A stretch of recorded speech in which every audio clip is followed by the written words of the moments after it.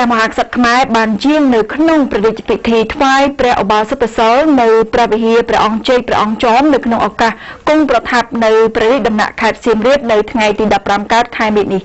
ព្រះអង្គដែលរួមនឹងតាជីយាជីបានថ្វាយគ្រឿងសក្ការៈបូជានមស្ការព្រះរតនត្រ័យសមាទានសិល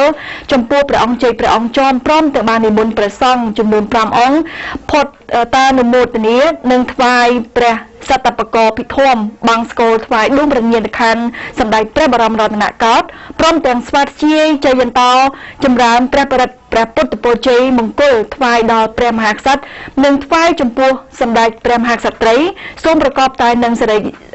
រីសួស្តីជ័យមង្គលនិងព្រះពុទ្ធពរជ័យគ្រប់ប្រការកុំបីឃ្លៀងឃ្លាតពិសេសគឺសូមឲ្យប្រជាជាតិនិងប្រជារាស្ត្រកម្ពុជាទាំងមូលជាកូនជាចៅទួតរបស់ព្រះអង្គបានប្រកបតែនឹងសេចក្តីសុខសេចក្តីចម្រើនសុភមង្គលត្រជាក់ត្រជុំចម្រុងចម្រើនជារៀងរហូតតទៅ